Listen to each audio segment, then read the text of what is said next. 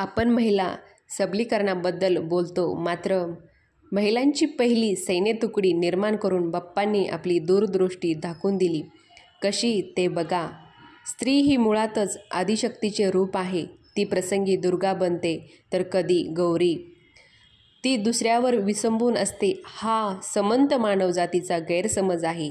ती लढवय्या आहे. फक्त काळानुसार पुरुषी वर्चस्वाखाली दबल्या गेलेल्या स्त्रिया तिच्या आत्मभानाची ओळख करून देणारा श्री गणेशासारखा दुसरा धुरंधर सोबत हवा.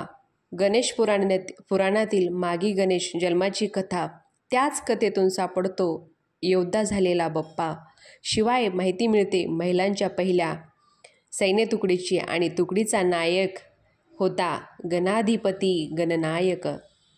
देवांतक आणि नरांतक नावाचे राक्षस यांनी अनेक वर्ष तपश्चर्या करून देवाधिदेव महादेवांना प्रसन्न करून घेतले.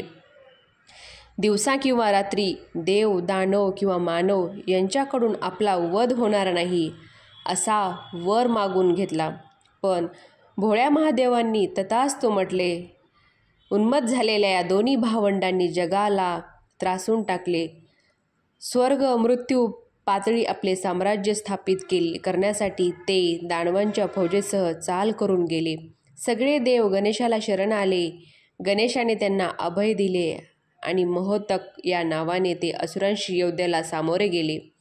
कित्येक महिने हे युद्ध सुरू होते. दोघे भाऊ दोन्ही बाजूंनी घनघोर युद्ध करत होते.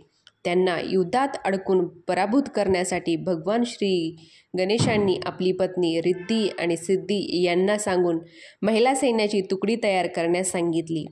महिला अपयशी लढा देतील हा विचारही मनात न आणलेल्या देवांत आणि नरांतकाने आपल्या मागताना महिलांचा उल्लेख केलाच नव्हता.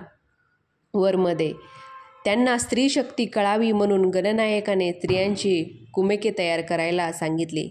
आपण योद्ध्याचे नेतृत्व केले आणि रिद्धिसिद्धीसह समस्त महिला सैन्यांची तुकडीबरोबर देवांत आणि नरांतकांचा दारुण पराभव केला.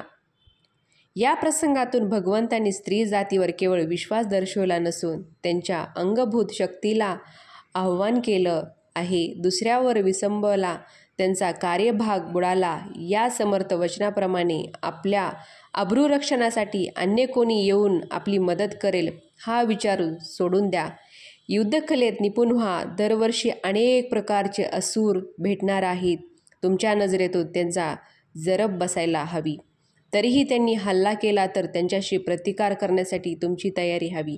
हाती असलेले पोळपाट लाटणे, प्रसंगी ढाल तलवारीसारखे वापरून फिरून स्वतःचा बचाव करता आला पाहिजे. जो हात सुग्रास मोदक बनवतात, कळीदार पाकळ्या काढतात, साजूक तूप घालून नैवेद्य दाखवतात, तेच हात जेव्हा स्वरक्षणासाठी उठतील त्या दिवशी महानैवेद्य महाप्रसाद गणपतीला पोहोचेल, कारण तोच या महिलांच्या तुकडीचा निर्माता आहे. आजच्या व्हिडिओमध्ये तुम्हाला माझी कथा गणेश जयंतीनिमित्त कशी वाटली ती नक्की कमेंट करून सांगा.